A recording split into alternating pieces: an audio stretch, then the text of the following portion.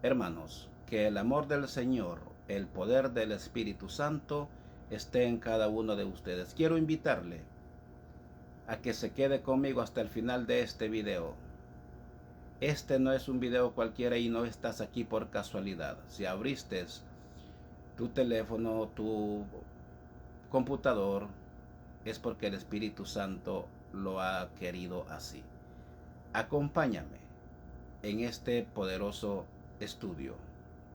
Jesús contó decenas de historias. El sembrador que echa la semilla en la tierra, el padre que recibe de vuelta al hijo perdido, el hombre que cae en manos de ladrones en el camino a Jericó. Historias inolvidables, todas ellas. Hay algo curioso que casi todos comparten. Nadie tiene nombre. El personaje es el rey, es el siervo, es el samaritano, es el hijo menor. Función, pero no nombre. Una sola vez en todas las parábolas que contó Jesús, él se detuvo y le dio un nombre propio a alguien. El nombre no fue para el rey, no fue para el poderoso, no fue para el hombre rico vestido de lujo. Fue para el mendigo cubierto de llagas, tirado en el suelo afuera de la puerta. Su nombre era Lázaro. Ese nombre no es un adorno. Lázaro es la forma griega de un antiguo nombre hebreo, Elazar. Si usted lo parte en pedazos, aparece una frase entera escondida ahí dentro. Él es Dios. El resto viene de una raíz que significa ayudar, socorrer, venir en auxilio. Júntelo todo y el nombre quiere decir una sola cosa: Dios ayudó. Oh, Dios es mi socorro. Fíjese en lo que hizo Jesús, el único personaje que recibe nombre propio en su boca en todas las parábolas. Es un mendigo hambriento lleno de llagas. El nombre de ese mendigo anuncia que Dios lo socorre. La tesis de toda la historia ya está allí, cosida en el nombre, incluso antes de que la historia empiece de verdad. La parábola está en Lucas, capítulo 16, versículo 19 al 31. Son 13 versículos en total. Para sentir su peso, vale la pena saber a quién le estaba hablando Jesús. Justo antes, en el versículo 14 del mismo capítulo, Lucas hace una anotación afilada.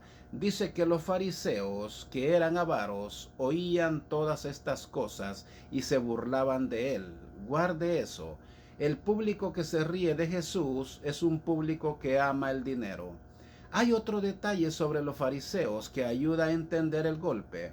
A diferencia de los saduceos, el otro gran grupo de la época, los fariseos creían que el alma seguía viva después de la muerte, con recompensa para los justos y castigo para los malos. El historiador judío Josefo en el primer siglo registró esa creencia de ellos. Es decir, Jesús va a contar una historia sobre lo que existe después de la muerte a gente que ya creía que existe algo después de la muerte. Está jugando en casa. Empieza de esta manera: había un hombre rico y no era un rico discreto. El texto dice que se vestía de púrpura y lino fino. Estos dos detalles no están ahí por casualidad. La púrpura, en griego porfira, era el color más caro del mundo antiguo. Teñir una tela de ese color costaba una fortuna. Por eso la púrpura era color de emperador, de realeza pura. El lino fino, el viso, era una tela egipcia de lujo, del tipo usado incluso en vestiduras sagradas. Entonces piensen lo que eso significa. Ese hombre vestía el equivalente a ropa de emperador, no en un día de fiesta, todos los días. El texto completa: hacía cada día banquete con esplendidez. No era cena de fin de semana, era banquete diario, abundancia sin pausa. Entonces entra en contraste: a la puerta de la casa de este hombre echado en el suelo estaba un mendigo lleno de llagas y heridas. Su nombre ya lo sabemos: Lázaro. Tenía un solo deseo. Lucas cuenta en el versículo 21 que Lázaro ansiaba saciarse de las migajas que caían de la mesa del rico. Nosotros leemos eso e imaginamos migajas, unos pedacitos de pan en el suelo, pero la costumbre de la época era otra y más dura. En los banquetes, las personas se limpiaban las manos sucias de grasa con pedazos de pan y después tiraban ese pan usado debajo de las mesas al suelo. Eso era lo que Lázaro quería, el pan que servía de servilleta, lo que iba a la basura después de limpiar las manos de otros. Hay un detalle que aprieta todavía más la escena. El texto dice que aún los perros venían y le lamían las llagas. Hoy pensamos en el perro como mascota, como compañero cariñoso. No era eso, eran perros callejeros, animales impuros para un judío de aquel tiempo, los mismos que hurgaban la basura de la ciudad. Fíjese en la ironía construida aquí. Los animales impuros son los que se acercan a Lázaro, son ellos los que lo tocan. Los perros callejeros muestran más atención al mendigo que el hombre rico, que pasaba por aquella puerta todos los días y simplemente no lo veían.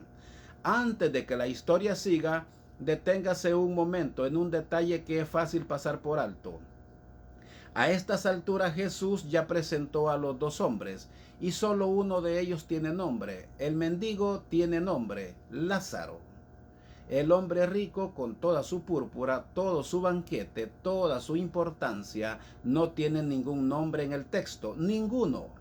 Es solo un hombre rico. Esto incomodó tanto a muchas personas que siglos después la tradición cristiana decidió inventarle un nombre. En la Edad Media comenzaron a llamar al rico dives, que es simplemente la palabra latina para el rico, es decir, ni siquiera el nombre inventado es un nombre de verdad, es un apodo. Piense en la inversión escondida en eso. En la tierra, el rico era alguien y Lázaro era un nadie sin nombre recargado contra el muro. En la historia que Jesús cuenta es al revés. El pobre tiene nombre propio y el rico es solo su riqueza. Entonces ocurre lo único que les ocurre a todos, dentro y fuera de esta historia. Los dos mueren, primero el pobre, después el rico. Aquí todo se pone de cabeza. Fíjese bien, Lucas en el versículo 22 dice que murió el mendigo y fue llevado por los ángeles al seno de Abraham. Mire la imagen. Lázaro, a quien nadie cargó en vida, quedó tirado junto a una puerta, es cargado por ángeles en la muerte, y murió también el rico, y dice el texto, y fue sepultado. Fíjese en la diferencia incluso en el entierro. El rico recibe un funeral, probablemente pomposo, como todo en su vida. Del entierro de Lázaro el texto no dice ni una sola palabra. Pero es a Lázaro a quien los ángeles vienen a buscar. ¿Y qué es este seno de Abraham? La expresión en griego usa la palabra kolpos, quiere decir regazo, pecho. Para entender su fuerza hay que imaginar cómo era un banquete en aquel tiempo. Las personas no comían sentadas sencillas, cada una en su lugar como hacemos nosotros. Se reclinaban de lado apoyadas alrededor de una mesa pequeña. En lugar de mayor honra era reclinarse justo al lado del anfitrión, con la cabeza casi pegada en su pecho, tan cerca que se podía conversar en voz baja sin que nadie escuchara nada. Ese era el lugar del invitado de honor, el mejor lugar de la mesa. Entonces, cuando el texto dice que Lázaro está en el seno de Abraham, no está hablando de cualquier regazo, está diciendo que el mendigo, el hombre que disputaba sobras de pan, ahora se reclina en lugar de máxima honra junto al Padre de la fe, en el gran banquete de los justos. Esa palabra, kolpos, reaparece en otros momentos del Nuevo Testamento, siempre con el mismo clima de intimidad total. Juan, en el capítulo 1, versículo 18, la usa para decir que el Hijo está en el seno del Padre. En el capítulo 13, versículo 23, es el discípulo amado el que se reclina en el pecho de Jesús durante la última cena. Mire qué interesante. Siempre es la misma escena por debajo. Proximidad absoluta, intimidad de quien cena recostado junto a quien ama. Ese es exactamente el lugar que recibe Lázaro. Esto no era una invención suelta de Jesús. Los judíos de aquel tiempo ya imaginaban la recompensa de los justos más o menos así.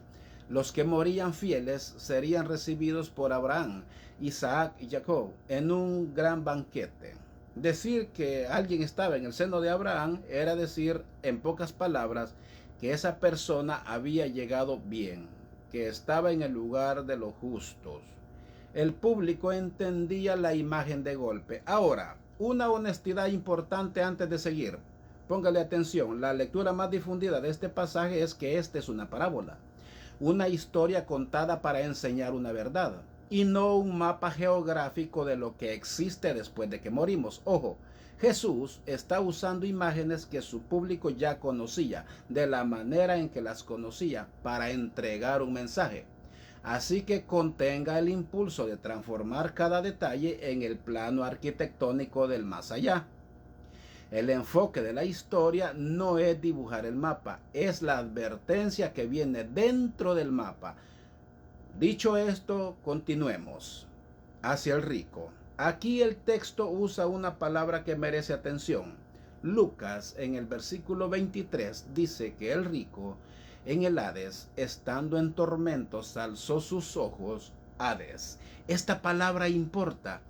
La traducción al español a veces la esconde, porque en ocasiones aparece como infierno. Pero Hades en griego no es exactamente el infierno final. La palabra significa más o menos el lugar invisible, el reino de los muertos. Hay otra palabra que los evangelios reservan para el destino final del juicio, que es Gehenna. Fíjese en este detalle. En esta historia Jesús no usa Gehenna, usa Hades. Es decir, quizá la escena ni siquiera sea el cuadro del juicio final. Es el estado de los muertos, el lugar donde se va inmediatamente después de morir. Sea como sea, para el rico no es un lugar de descanso. El texto es directo, está en tormento, y en el versículo 24 el propio rico abre la boca y describe lo que siente. Dice que está atormentado en aquella llama.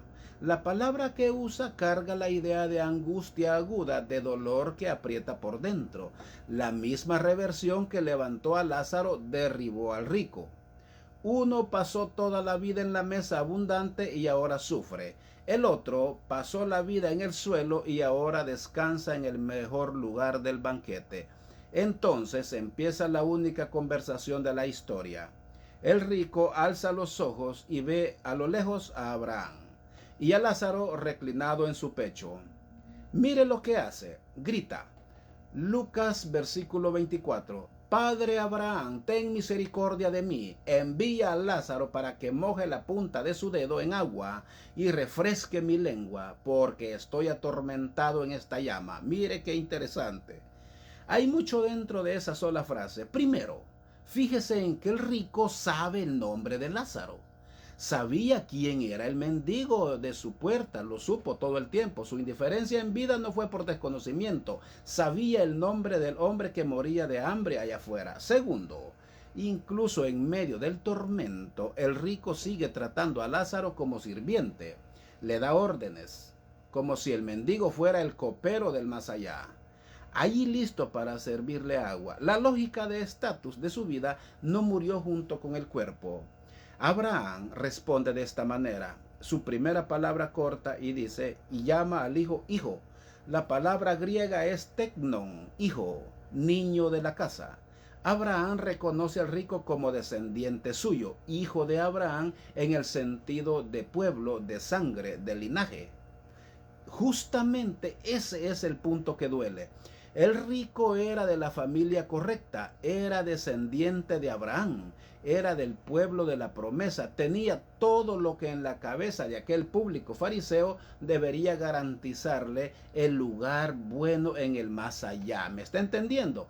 No garantizó nada. Ser hijo de Abraham por sangre no lo colocó en el seno de Abraham. Abraham continúa en el versículo 25 y resume toda la historia en una sola frase. Dice, hijo, acuérdate que recibiste tus bienes en tu vida y Lázaro también males, pero ahora este es consolado aquí y tú atormentado. Es la reversión de los pobres y los ricos, dicha de frente, sin rodeos. Y no es un tema suelto que aparece solo aquí. Al inicio mismo de este evangelio, en el Cántico de María, en Lucas capítulo 1, versículo 53, ya había sonado la misma nota. Dios llenó de bienes a los hambrientos y a los ricos envió vacíos. Allá en el capítulo 6 Jesús había dicho, bienaventurados ustedes los pobres, y poco después, ay de ustedes, ricos. La historia del rico y Lázaro es esa frase hecha persona convertida en una escena real. Entonces Abraham dice lo más pesado de todo el pasaje. Hay una razón por la cual nadie puede cambiar de lado a otro. Lucas, versículo 26. Abraham habla, además de todo esto, hay una gran cima puesta entre nosotros y vosotros, de manera que los que quisieren pasar de aquí a vosotros no pueden, ni de allá pasar acá. La palabra para cima ahí es chasma y viene pegado a la palabra mega, grande. Una gran cima fija, puesta, instalada. La imagen es la de un espacio imposible de atravesar. Aquí la historia adquiere el tono de advertencia que lo nombra todo. Piénselo bien, en vida, entre el rico y Lázaro solo existió una puerta que el rico podría haber abierto cualquier día, cualquier momento. Bastaba cruzar su propio patio y extender la mano. No cruzó. Ahora del otro lado de la muerte, aquella puerta que era tan fácil de atravesar se volvió un abismo que nadie puede cruzar nunca. La pequeña puerta que ignoró toda la vida se volvió la distancia que no puede vencer por la eternidad. Es exactamente aquí donde la historia deja de ser sobre dos hombres muertos y empieza a ser sobre quien todavía está vivo para escuchar. Porque el rico, al entender que para él ya no hay remedio, dirige el pensamiento a otro lugar. Recuerda que dejó gente atrás. Lo que hace con ese recuerdo sorprende. Por primera vez en toda la historia, el rico piensa en alguien que no sea él mismo. La petición está en Lucas capítulo 16, versículo 27 y 28. Habla de esta manera. Te ruego pues, Padre, que le envíes a la casa de mi padre, porque tengo 5 hermanos, para que le testifique a fin de que no vengan ellos también a este lugar de tormento. Mire qué avance tuvo este hombre. Antes solo había pensado en su propia lengua, en una gota de agua para su propio dolor. Ahora piensa en sus hermanos. Parece compasión, pero preste atención, despacio, suave. Hay un detalle que arruina esta escena bonita. ¿Qué pide exactamente el rico? Pide que Abraham envíe a Lázaro otra vez. Es la segunda vez en la misma conversación que trata a Lázaro como mensajero. Primero fue envía a Lázaro para que moje la punta de su dedo en agua. Ahora es, envía a Lázaro a la casa de mi padre. Incluso en el fondo del tormento, incluso después de toda la reversión, en la cabeza del rico, Lázaro sigue siendo el sirviente, el repartidor del más allá. La lógica de quien manda y quien obedece no murió con el rico, bajó con él. Hay algo más escondido en esos 5 hermanos. Piensa en lo que revela la petición. El rico quiere que alguien avise a sus hermanos para que no terminen allí. Es decir, sabe que sus hermanos viven de la misma manera en que él vivió. No tiene miedo de que estén pasando hambre. Tiene miedo de que estén cómodos, bien vestidos, con la mesa llena, igualito que él. El rico conoce la casa de donde viene y sabe muy bien a dónde va esa casa. Observe también algo que el rico no pide. El rico no pide salir después de que Abraham le explica la cima y ni siquiera lo intenta. No dice, sácame de este lugar. Toda su energía se dirige a los 5 hermanos, a su propia familia, a su propia sangre. Incluso en el tormento, su mundo sigue siendo pequeño, sigue siendo solo su casa, su gente, los suyos nada más. Viene la respuesta de Abraham, corta. Lucas 16, versículo 29. Abraham dice, a Moisés y a los profetas tienen, óiganlos, palabras que cambian todo el asunto. Moisés y los profetas era la forma en que aquel pueblo llamaba las escrituras, la ley de Moisés y los libros de los profetas, lo que hoy llamamos Antiguo Testamento. Lo que Abraham está diciendo es simple y cortante. La advertencia que quiere mandar a tus hermanos ya existe, ya está escrita, ya está en sus manos y no es una advertencia vaga. La ley de Moisés, allá en Deuteronomio, mandaba al pueblo abrir la mano al pobre y no cerrar el corazón al necesitado que estaba a la puerta. Los profetas como Isaías, Amós y Miqueas tronaban contra quienes comían bien mientras el hambriento se consumía afuera. El rico no necesitaba ningún fantasma tocando la ventana de sus hermanos. Los hermanos necesitaban abrir el libro que ya tenían dentro de casa. La información nunca fue el problema. Tenían Lázaros en sus propias puertas y tenían sus propias escrituras, mandándoles ver a esos Lázaros. No veían ni una cosa ni la otra. Aquí la conversación se vuelve más reveladora. ¿Por qué el rico no está de acuerdo con Abraham? Lucas, versículo 30, insiste: no, padre Abraham, si alguno fuere a ellos de entre los muertos, se arrepentirán. Sienta lo que está diciendo. Para él, la escritura no basta. Lo que de verdad funcionaría sería un espectáculo, un muerto apareciendo, un difunto tocando a la puerta. Eso sí sacudiría a sus hermanos. La palabra que usa para arrepentirse en griego es metanoeo. Quiere decir cambiar la mente, dar media vuelta, cambiar la dirección de la vida. El rico cree que un susto sobrenatural produce ese giro, que el miedo de ver a un muerto caminando convierte un corazón. Allí Abraham suelta la frase más pesada de toda la parábola, la frase que da nombre a la advertencia que nadie quiere escuchar. Lucas capítulo 16, versículo 31. Si no oyen a Moisés y a los profetas, tampoco se persuadirán, aunque alguno se levante de entre los muertos. Deténgase y sienta el tamaño de esto. La palabra para persuadir allí es peitou, convencer, ganar la confianza de alguien. Y Abraham dice con todas sus letras: si el corazón ya decidió no escuchar lo que Dios habló, ni un muerto volviendo de la sepultura cambia ese corazón. El problema nunca fue falta de prueba, fue falta de voluntad para oír. Usted puede apilar milagro sobre milagro frente a quien decidió no ver. No sirve. La persona encuentra explicación para todo. Ahora sostenga esto, porque aquí la historia hace un giro grande. ¿Recuerda el nombre del mendigo? Es Lázaro.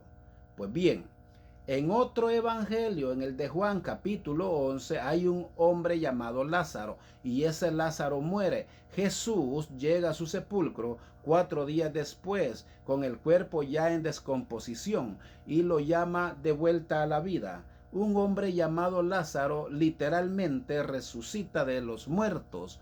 Exactamente la señal que el rico de la parábola juraba que convertiría a cualquiera. Adivine qué pasó.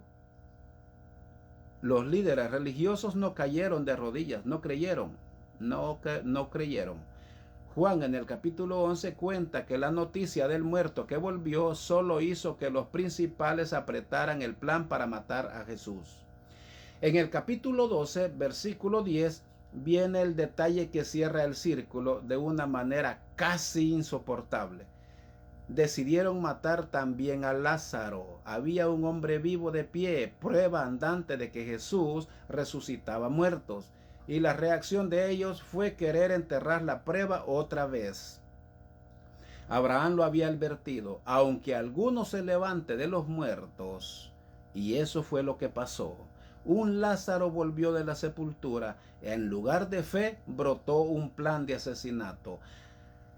Ahora una honestidad aquí, como siempre lo hago en este canal. La parábola no dice que este Lázaro de Juan sea el mismo Lázaro mendigo de la historia. No lo dice. La mayoría de quienes estudian esto entienden que son dos hombres diferentes, en dos textos diferentes.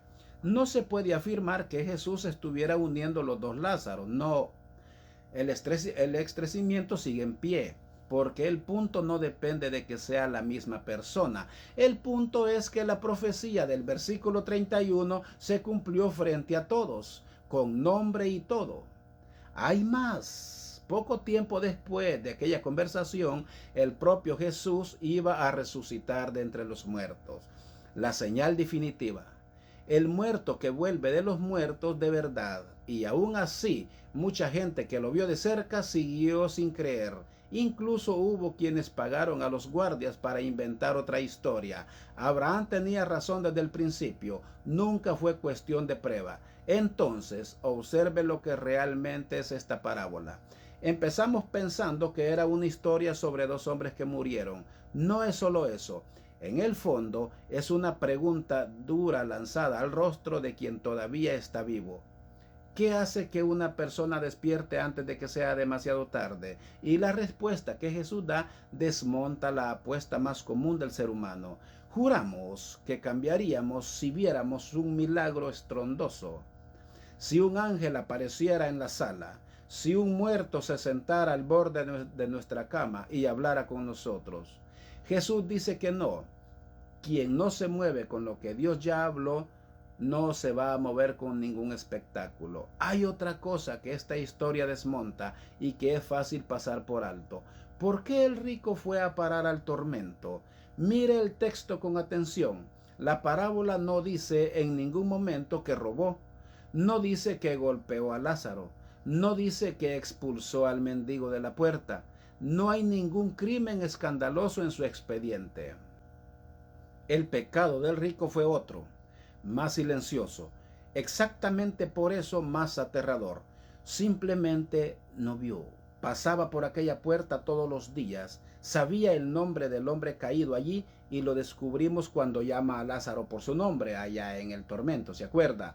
Él sabía su nombre y aún sabiendo su nombre, trataba al pobre como parte del paisaje, como el muro, como el polvo del camino. Eso es lo que hace tan incómoda la advertencia. No sirve defenderse diciendo, pero yo nunca maté a nadie, nunca robé nada. El rico tampoco lo hizo. Su condenación no vino por el mal que hizo con las manos, vino por el bien que no hizo cuando podía, por la puerta que tenía que abrir y dejó cerrada toda su vida. Recuerde la imagen de la puerta. En vida, entre el rico y Lázaro, existía una distancia del tamaño de un umbral. Un paso. Bastaba un paso y una mano extendida. Después de la muerte, esa misma distancia se volvió la cima que nadie atraviesa, o sea, el abismo. Esa es la parte que más golpea.